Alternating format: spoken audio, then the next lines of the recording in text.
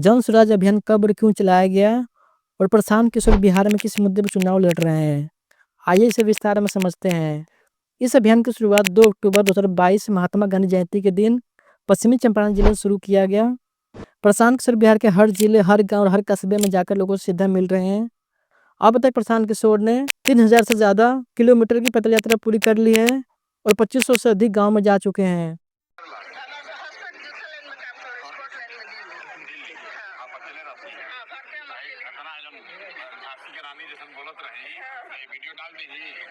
पूरा बिहार भर में डाल दी ना डर ना कि देखे कितना मजबूत महिला बा डाल दी यही खातिर बोले वानी है सर कि 6 महीने गरीब आदमी बन सन के जगह बा ना जमीन बा खेत आग लग के जड़ जाता तो मुआवजा मिलता नहीं कि 6 महीना दौड़ के राशन कार्ड बनवा ले। हां बनवा ले। रुपया ना देनी ना 1 रुपया ना कितना मंगला जना दे ना अभी देखी जमीन के कागज हमर भाई बा तो 299 लिखे के 244 लिखा तो हम वो अभी खातिर लड़त है हमर ना एगो पैसा ना वीडियो के देम नस्तियों के देम नयमो के देम हमर जल्दी सुधार होखे के चाहिए। पैसा लोग मांगता लेकिन वो देत नहीं ना आज मेरा आवासों वाला ले लेने बिना पैसा दे ले। प्रशांत किशोर का कहना है कि मैंने दूसरों को जिताया लेकिन अब बिहार को बदलना है और ये काम सिर्फ चुनाव जीतकर नहीं बल्कि जनता को जोड़कर और सिस्टम को सुधार कर किया जा सकता है। प्रशांत किशोर खुद बिहार से हैं।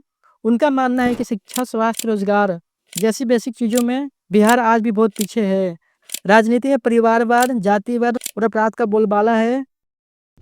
हर पार्टी में चंद चेहरे हैं, वही सत्ता में आते हैं और जनता के मुद्दे गायब हो जाते हैं। अब वो बिहार जनता को केंद्र में रखकर एक ऐसी राजनीतिक व्यवस्था लाना चाहते हैं जिसे आम आदमी नेता चुनने का नहीं, नेता बनने का अधिकार पाए। बिहार की मौजूदा पार्टियां जैसे आरजेडी, जेडीयू, बीजेपी और कांग्रेस घिसे पिटे नारे और जातिवादी की राजनीति कर रही है। जन स्वराज का मकसद है एक ऐसा व्यक्ति आए जो ईमानदार हो, जनता से जुड़ा हो और विकास पर काम करे। राजनीति में सिर्फ बड़े नेताओं की भूमिका नहीं होनी चाहिए। उन्होंने बिहार के 7,000 से ज़्यादा पंचायतों में जाकर स्थानीय नेताओं, शिक्षकों, समाज सेवकों से बात की और ग्राउंड लेवल पर बदलाव के लिए टीम बनाई। बिहार की राजनीति कई सालों से जातिवाद पर चल रही है। बिहार तभी बदलेगा जब लोग वोट जाति देखकर नहीं बल्कि नीति देखकर वोट करेंगे। इसलिए जन स्वराज का एजेंडा शिक्षा, स्वास्थ्य, रोजगार के मुद्दे पर आधारित है। बिहार आज देश के सबसे पिछड़े राज्यों में से एक है। स्कूलों और अस्पतालों की दशा और भी खराब है। स्कूलों में टीचर नहीं है और अस्पतालों में डॉक्टर नहीं है। हर साल लाखों लोग बिहार से काम की तलाश में बाहर जाते हैं। प्रशांत किशोर का सपना है कि हर जिले में स्थानीय रोजगार हो और स्टार्टअप पॉलिसी हो जिससे युवा को बाहर न जाना पड़े, वो बिहार में रहकर अपना काम धंधा करे। प्रशांत किशोर का विजन सिर्फ एक नई पार्टी बनाना नहीं, वो चाहते हैं कि बिहार में एक नई राजनीति, नई सोच और एक मजबूत सिस्टम बने। जन स्वराज उसी बदलाव की नींव है। उनके मुद्दे सबसे बड़ा मुद्दा है पलायन। प्रशांत किशोर की सरकार बनने के बाद उन्होंने वादा किया है कि हर जिले में रोजगार के अवसर होंगे। 10 से 15 हज़ार तक की नौकरी बिहार में दी जाएगी ताकि लोग बाहर ना जाएं। इसके अलावा स्किल डेवलपमेंट और बिजनेस शुरू करने के लिए मदद मिलेगी। बिहार के लाखों करोड़ों लोग रोजगार की तलाश में पंजाब, दिल्ली, गुजरात, मुंबई और यहाँ तक कि विदेश जाने के लिए भी मजबूर है। बिहार की असली समस्या है पलायन। आज हम इसी पर विस्तार से बात करेंगे। बिहार की आबादी 13 करोड़ से भी ज़्यादा है लेकिन यहाँ रोजगार नहीं है, फैक्ट्रियाँ बंद है, उद्योग नहीं है और खेती बाड़ी से पूरे परिवार का पालन पोषण होना मुश्किल हो जाता है। यही वजह है कि हर साल लाखों युवा और मजदूर बिहार छोड़कर बाहर चले जाते हैं। जब तक पलायन नहीं रुकेगा तब तक बिहार का विकास नहीं होगा। पूरे देश में सबसे ज़्यादा मजदूर ट्रेन सफ़र करते हुए दिखाई देते हैं तो ज़्यादातर बिहार के लोग होते हैं।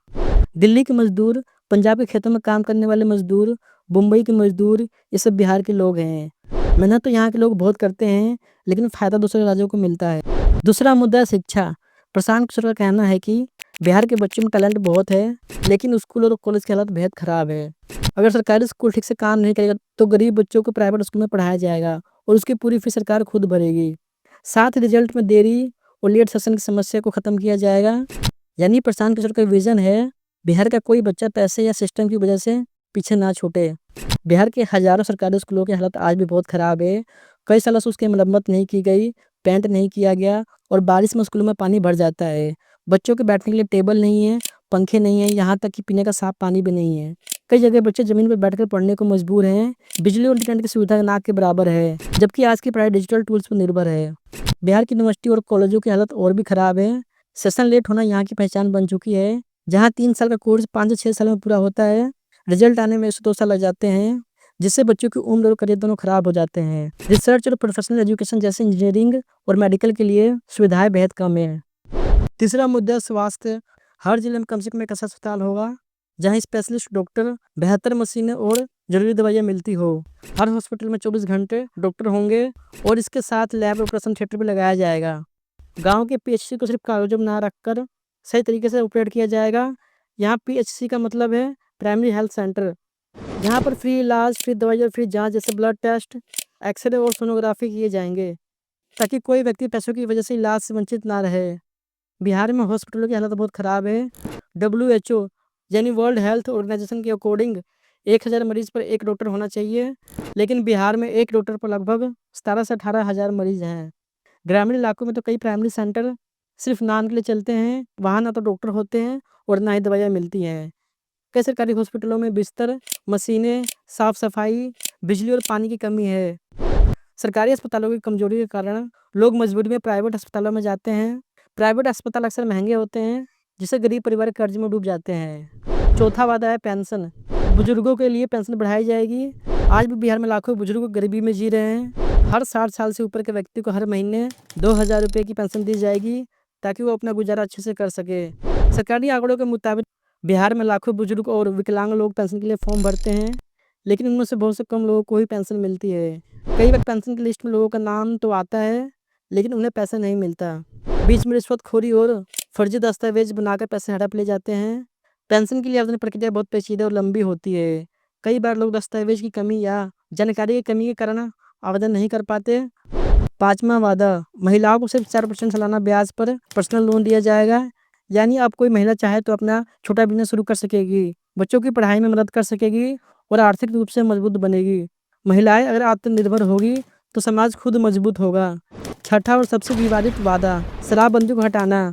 शराबबंदी बिहार में पूरी तरह फेल हो चुकी है और प्रशासन का प्लान है शराबबंदी को हटाना। उससे मिलने वाला टैक्स को शिक्षा पर खर्च किया जाएगा और अगले 10 सालों में बिहार की शिक्षा व्यवस्था को सुधारने के लिए 5 लाख करोड़ रुपए लगाया जाएगा। नीतीश कुमार का शराब को बंद करने का जो मकसद था, वो जमीन पर पूरी तरह फेल हो चुका है। अवैध शराब बिक रही है, हजारों लोग मर चुके हैं, लेकिन शराबबंदी सिर्फ कागजों पर चल रही है। शराबबंदी के बाद बिहार में अवैध शराब माफिया पनप चुके हैं। सरकारी तंत्र का एक बड़ा हिस्सा अब घूस और दलाली में शामिल हो गया है। सरकार ने शराबबंदी से अपराध को रोकने के बजाय नया अपराध पैदा कर दिया है। ज़्यादातर केस गरीब, दलित, पिछड़े तबके के लोगों पर हो रहा है। कई लोग सिर्फ शक के आधार पर जेलों में सड़ रहे हैं, जबकि असली शराब माफिया खुलेआम घूम रहा है। शराबबंदी अब कानून नहीं, अत्याचार बन चुका है। शराबबंदी से हर साल बिहार को लगभग 7,000 से लेकर 10,000 करोड़ रुपए का नुकसान होता है। अगर यही पैसा शिक्षा और स्वास्थ्य पर लगता तो बिहार का विकास होता और वो आगे बढ़ता। मैं शराबबंदी के खिलाफ नहीं हूँ, इसके दिखावटी तरीके के खिलाफ हूँ। जिस नीति से भ्रष्टाचार, अपराध और जनता पर अत्याचार हुआ हो, उसे बदलना जरूरी है, वरना यह शराबबंदी नहीं, साजिश है।